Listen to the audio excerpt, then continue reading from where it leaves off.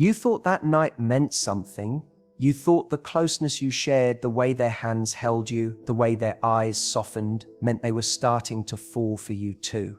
But now, they're different, distant, cold. They pulled away, and you're left holding the memory of something that felt real, but clearly wasn't real enough for them to stay. And now, you're wondering, was I just a moment? Was I ever anything more? This pain, it's not just about the intimacy. It's about how much of yourself you gave, emotionally, mentally, physically, in hopes that they'd meet you there. It's about the silence that followed, the unanswered texts, the shift in energy. It's about how they said all the right things when they wanted you, and how quiet they became once they had you. And the worst part, it's not just the rejection, it's the shame, the second guessing. Did I come on too strong? Was I too easy? Did I imagine the whole connection? You're not crazy for feeling this way. You're not weak for wanting connection. You're human, and what you're feeling is a real kind of heartbreak that's rarely talked about. The trauma of post-intimacy disconnection. When we connect with someone intimately, especially early on, we don't just share our bodies, we share hope. Hope that maybe this one is different, that maybe, just maybe, this time will lead to something real. And for many people, especially those who've been hurt before, intimacy feels like proof that it's safe to open up, proof that the connection is mutual, proof that love is finally showing up. But here's what no one tells you. Intimacy does not always equal emotional commitment. And in a world where people rush into closeness before building trust, that reality can leave you shattered. Sometimes people crave connection, but only for a moment. They seek comfort, warmth, validation, not out of malice, but out of their own unresolved emptiness. And when they get that hit of closeness, they feel full briefly. But instead of growing deeper, they retreat, because they weren't ready for what you were building. And if you're someone who naturally bonds deeply after intimacy, it feels like emotional whiplash. Because to you, that moment meant something. To you, that night was the start of something deeper. But to them, it might have just been a moment they weren't prepared to carry forward. So how do you heal from this kind of heartbreak? The kind that feels invisible, dismissed, or not serious enough to be called real pain. First, validate your hurt. This was real to you. You did care. You did hope. And that alone is enough to deserve space to grieve. Second, release the shame. You didn't mess up by being vulnerable. You didn't lose value because they walked away. You're not broken for feeling things deeply. That is your strength, not your flaw. Third, recognize patterns, not just people. If you find yourself bonding fast and feeling abandoned often, pause. Ask yourself, am I using intimacy to fast forward connection? Am I hoping closeness will earn love rather than build it? Am I choosing people who mirror my trauma rather than my healing? This is not about blaming yourself. It's about protecting your heart better moving forward. Give yourself permission to slow down, to let people earn access to your heart and your body, to require emotional safety before emotional exposure. And when someone pulls away after intimacy, don't chase the closure. Don't beg to be seen. Let their silence reveal who they are, and protect your soul from further erosion. You are not disposable. You are not just a moment. You are a whole experience, deserving of someone who won't just want your body but your heart, your mind, your soul. What happened to you is painful, but it's not the end of your story. Because one day someone will come along, and they won't just be captivated by your body in the dark. They'll stay for your light. They'll choose your soul. They'll meet you in the morning, not with silence but with love. Until then, protect your softness, guard your glow, and remember, the right person won't make you question your worth the morning after. If this message hit your heart, you're not alone, and you never were. Subscribe for more healing insights like this. Leave a comment if you've ever felt the sting of post-intimacy disconnection. Your story matters here. And remember, you are worthy of a love that doesn't vanish when the lights go off. You see, one of the deepest wounds after this kind of experience isn't just the rejection, it's the confusion. Because everything felt so real in the moment. The way they looked at you, the way they whispered promises they never intended to keep, the way your bodies fit like puzzle pieces that had waited years to find each other. And yet, now it feels like you were the only one who saw it that way. Like they walked away unbothered, while you're left picking up every emotional fragment you gave them too soon. Let's talk about that. Why fast intimacy can create deep emotional misfires. When you bond physically with someone quickly, your nervous system gets involved. Oxytocin, the bonding hormone, floods your body. It tells your heart, you're safe here. This person matters. Stay close. This isn't weakness. This is human biology. But when someone pulls away after that, your nervous system spirals. It's almost like emotional whiplash. One moment, connection. The next, abandonment. And the pain that comes from this kind of drop isn't just emotional, it's trauma-level disorientation. Especially for those of us who carry wounds from the past. If you've ever been emotionally neglected, ghosted, betrayed, or used, then fast intimacy feels like both a chance and a test. Maybe this time it's different. Maybe if I give more, they'll stay. But people who aren't emotionally ready will take the closeness and still leave. Not because you weren't enough, but because they were never ready for real intimacy, only proximity. You weren't too much, they were too little. Read that again. You weren't too emotional. You weren't too deep. You weren't too available. You were just real. In a world where many people don't know how to hold something real without dropping it. Some people chase moments, not relationships. They crave intensity, not depth. They mistake desire for connection. And when the high fades, they ghost, they pull away, or worse, they act like it never meant anything. And that can feel devastating for someone like you, someone who sees closeness as sacred. But hear this, you are not foolish for wanting real love. You are not broken because you felt a deeper bond. You're just someone who loves with their whole soul. And that's nothing to be ashamed of. There's something deeply painful about being vulnerable in that way, and then being met with distance, because it makes you question yourself, your work, your standards, your gut. You start to replay every moment. Did I miss a red flag? Did they ever care at all? Was I just used? And maybe the most haunting question of all, will this keep happening to me? That question doesn't just come from this one experience. It comes from the deeper fear, am I unlovable unless I give too much? But here's what I want you to sit with. Being left after giving someone access to your soul doesn't make you unlovable. It makes them unready. It makes them emotionally immature. It makes them incapable of meeting you where your heart truly lives. And that's on them, not you. That's not closure. That's self-harm disguised as hope. Let their absence speak and protect your peace. 2. Let your boundaries evolve. This isn't about shutting down. It's about leveling up. It's okay to want connection. It's okay to be physical. But from now on, choose people who pursue you, not just your body. People who are emotionally available, not just temporarily affectionate. 3. Rewrite the story. You weren't abandoned. You were spared from trying to build a future with someone who only wanted the now. Spared from trying to turn fragments into forever. Spared from someone who couldn't see the masterpiece standing right in front of them. 4. Stop proving your worth. You never need to earn love with access. Your body is not a currency. Your vulnerability is not a negotiation. Your soul doesn't need to be unzipped just to feel seen.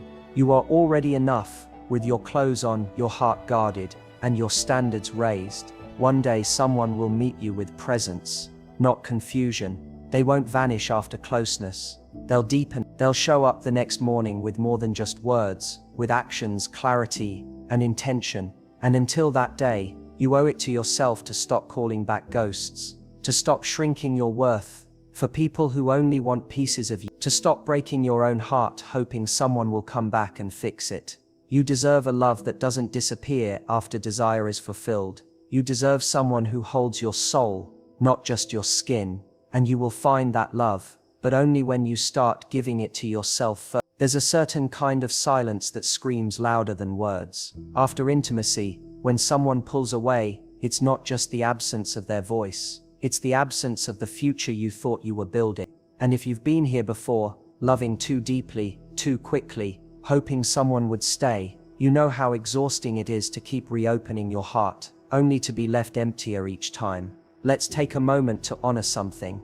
You're not weak for wanting love. You're not naive for hoping that intimacy might finally lead to connection. But the truth is, here are quiet red flags that often go unnoticed, but scream the truth if you pay attention. 1. They move fast, but emotionally stay vague. They'll talk about how attracted they are. They'll flirt, touch, make plans to meet, but they never ask about your heart. They're present for the body, but absent from your soul. 2. They avoid depth with charm. Emotionally unavailable people aren't always cold. Sometimes they're fun, magnetic, witty, but only on the surface. The moment you ask something real, they deflect or shut down. You find yourself always being the feeler, while they stay the mystery. 3. You feel unsure, but they make you question your gut. You notice the inconsistency. One day they're warm, the next they're gone, but when you bring it up, they say you're overthinking. They confuse you just enough to keep you hoping. But here's what you must remember. Confusion is not chemistry, it's a warning. And it usually means you're bonding with someone who can't or won't meet you emotionally. The core wound, wanting to be enough, for someone who can't love deeply. Let's go deeper. For many of us, this pain isn't just about this one person. It taps into something older, more hidden, more raw. Maybe you were raised around love that was conditioned, love that you had to earn through perfection, performance, or pleasing. So now, when someone pulls away after closeness, you don't just grieve them, you grieve the little version of you who keeps asking, why am I never enough for them to stay? This is why your healing has to go beyond dating advice. It has to touch the deepest part of you, the part that believes love must be chased, the part that confuses anxiety for attraction, the part that still thinks, if I give more, maybe I'll finally be loved for real. But here's the hard truth wrapped in compassion. You'll never be enough for someone who isn't ready to love. And it's not because you're lacking, it's because they are. You can't love someone into readiness. You can't fix their detachment with your devotion. You can't anchor someone who was never trying to land. How to emotionally ground yourself before you give again. So how do you move forward without hardening your heart, but without letting it keep getting broken the same way? You slow down, you get still, and you relearn what emotional safety actually feels like. 1. Ask yourself, does this person see my soul or just enjoy my presence? Do they ask questions that matter? Do they remember what you share? Do they notice when your energy shifts? And do they care? 2. Stop performing. You don't need to become more charming, more agreeable, more sexy, just to keep someone interested. You don't need to turn yourself into a highlight reel. You're allowed to be messy, quiet, slow, guarded. The right person won't punish your boundaries, they'll respect them. 3. Trust your nervous system. If you feel anxious, unsettled, or unsafe after being close to someone, listen. Not all attraction is healthy. Not all chemistry is meant to be pursued. Sometimes your body is trying to warn you before your heart gets pulled in too deep. This isn't about celibacy. This isn't about playing games or following rules. This is about sovereignty, emotional sovereignty, owning your energy, your space, your worth, before inviting anyone into it. When you pause before bonding, not to test them, but to protect you, you reclaim something powerful. You get to choose who has access to you. Not everyone deserves the deepest parts of you. Not everyone is safe enough to hold your softness. Not everyone who wants you deserves to keep you. And the ones who do, they won't rush. They won't ghost. They won't leave you wondering where you stand after the intimacy fades. Your body is not an audition for love. Your heart is not a placeholder for someone else's confusion. Your soul is not a shortcut to fill someone else's emptiness. You deserve a connection that is slow, intentional, emotionally present, and deeply mutual.